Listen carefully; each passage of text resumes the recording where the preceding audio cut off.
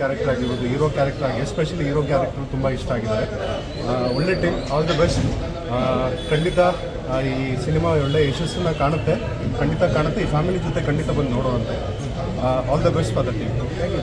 Thank you. ಇದಕ್ಕಿಂತ ಸಾಮಾಜಿಕ ಒಂದು ಜಳರೇಖೆಯಲ್ಲಿ ಬೆಳೆದಂಥ ಅನಕ್ಷರಸ್ಥರನ್ನು ಹೇಗೆ ಈಗಿನ ಜನಾಂಗದಲ್ಲಿ ಒಂದು ಅವರನ್ನು ಬಳಸಿಕೊಂಡು ತಾವು ಲಾಭ ಪಡಿಬೇಕಂತ ಒಂದು ಸಂಸ್ಕೃತಿಯ ಜನರಿಗೆ ಒಂದು ಬುದ್ಧಿಮಟ್ಟಕ್ಕೆ ಅವರಿಗೆ ಸರಿಯಾಗಿ ಪಾಠ ಕಲಿಸುವಂಥ ಒಂದು ಇದೆ. ಅದೇ ರೀತಿಯಾಗಿ ವಿಭಿನ್ನ ಪಾತ್ರದಲ್ಲಿ ನಾಯಕಿ ಲೀಲಾ ಅವರು ಪಾತ್ರ ವಹಿಸಿದ್ದಾರೆ. ಅವರ ಪಾತ್ರ ಸಹಜವಾಗಿ ಮನೋಭಯವಾಗಿದೆ. Thank you sir. ಯುವಜನರ ಹೊಸ ಪ್ರಯತ್ನಗಳನ್ನು ನಾವು ಪ್ರೋತ್ಸಾಹಿಸೋದ್ರ ಜೊತೆಗೆ ಈ ಸಿನಿಮಾ ಚೆನ್ನಾಗಿದೆ, ಇನ್ನೊಂದಷ್ಟು ಚೆನ್ನಾಗಿ ಮೂಡಿಬರುವ ಸಾಧ್ಯತೆ ಇತ್ತು ಅಂತ ನನಗನ್ಸುತ್ತೆ. ಹಾಗಾಗಿ ಹೊಸಬರನ್ನು, ಅದರಲ್ಲೂ ಕನ್ನಡದಲ್ಲಿ ಹೊಸ ಪ್ರಯೋಗಗಳು ಆಗ್ತಾ ಇರಬೇಕು. ಆ ನಿಟ್ಟಿನಲ್ಲಿ 80ರ ದಶಕದ ಊಳಿಗಮಾನ್ಯ ಪದ್ಧತಿ ಇರ್ಬೋದು, ಜಾತಿ ವ್ಯವಸ್ಥೆ ಇರ್ಬೋದು, ಅದೆಲ್ಲವುದನ್ನು ಕೂಡ ಬಹಳ ಅಚ್ಚುಕಟ್ಟಾಗಿ ಕಟ್ಕೊಡುವಂತಹ ಒಂದು ಪ್ರಯತ್ನವನ್ನು ಈ ಸಿನಿಮಾದ ಮೂಲಕ ಮಾಡಿದ್ದಾರೆ. ಹಾಗಾಗಿ ಚೆನ್ನಾಗಿದೆ. ಸಿನಿಮಾ ತಂಡಕ್ಕೆ ಒಳ್ಳೆಯದಾಗಿ ಇನ್ನಷ್ಟು ಹೆಚ್ಚಿನ ಸಮಯ ಈ ಸಿನಿಮಾವನ್ನು ನಾವು ಉಳಿಸ್ಕೊಳ್ಳೋಣ, ಈ ಸಿನಿಮಾವನ್ನು ಹೆಚ್ಚು ಜನರಿಗೆ ತೋರಿಸುವಂತಹ ಪ್ರಯತ್ನ ಮಾಡೋಣ. ಸೊ ಯಾವಾಗಲೂ ನಾವು ಜಾತಿ ವ್ಯವಸ್ಥೆ ಅಳದಿದೆ, ಎಲ್ಲ ಸಮಾನರಾಗ್ತಾ ಇದ್ದೀವಿ ಅಂತ ಹೇಳ್ತಾ ಹೋಗ್ತಾ ಇದ್ದಂಗೆ ನಿಜವಾಗಿಯೂ ಜಾತಿಯ ಕರಾಳತೆ ಇವತ್ತಿಗೂ ಕೂಡ ಎಷ್ಟು ಆಳವಾಗಿ ಬೇರೂರಿದೆ ಅನ್ನುವಂಥದ್ದನ್ನು ಈ ಚಿತ್ರದ ಮೂಲಕ ನಾವು ನೋಡ್ಬೋದು. ಹಾಗಾಗಿ ಎಲ್ಲರೂ ಕೂಡ ಒಮ್ಮೆ ಬಂದು ನೋಡ್ಬೋದಾದಂತಹ ಸಿನಿಮಾ ಇದು ಅಂತ ನಾನು ಹೇಳ್ತೀನಿ. ಇಡೀ ಚಿತ್ರತಂಡಕ್ಕೆ ಶುಭ ಹಾರೈಸ್ತೀನಿ. ವ್ಯವಸ್ಥೆಯಲ್ಲಿ ಜಮೀನ್ದಾರಿ ಪದ್ಧತಿ, ಭೂಮಿಯ ಮೇಲೆ ಹಿಡಿತ ಸಾಧಿಸುವ ವ್ಯವಸ್ಥೆ, ಅದಕ್ಕೆ ಕಳ್ಳಬಟ್ಟಿ ಸರಾಯಿ ಕೂಡ ಸಹಾಯವಾಗ್ತಾ ಇತ್ತು. 90ರ ಅನಂತರ ಕಳ್ಳಬಟ್ಟಿ ಸರಾಯಿ ಕಡಿಮೆ ಆಯಿತು. ಯಾಕಂದರೆ ಸರ್ಕಾರವೇ ಗಡಂಗುಗಳನ್ನು ನಿರ್ಮಾಣ ಮಾಡಿ ಕುಡಿಯುವ ವ್ಯವಸ್ಥೆ ಮಾಡಿಕೊಂಡಿತ್ತು.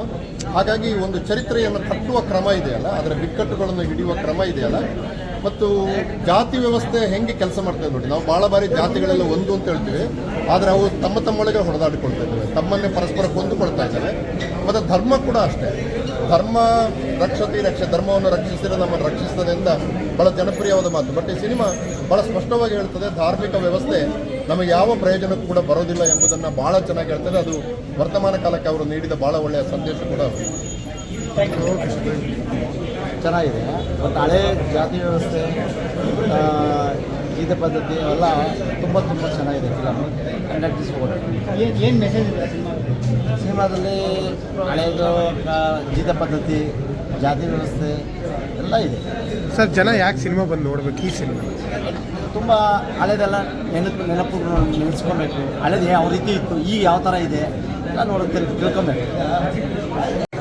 ಸೇಮ್ ಗಿಲಿ ಥರ ಕಾಣ್ತಾರೆ ಹೀರೋ ನೋಡೋಕ್ಕೆ ಒಂದೊಂದು ಸೈಡಲ್ಲಿ. ಆಮೇಲೆ ಹೀರೋಯಿನ್ ತುಂಬ ಚೆನ್ನಾಗಿ ಕಾಣ್ತಾರೆ. ಜನರಿಗೆ ಹೇಳೋದು ಇಷ್ಟ, ಒಳ್ಳೆ ಸಿನಿಮಾ ಬರ್ತಾ ಇದೆ, ಮಿಸ್ ಮಾಡ್ಕೊಬೇಡಿ.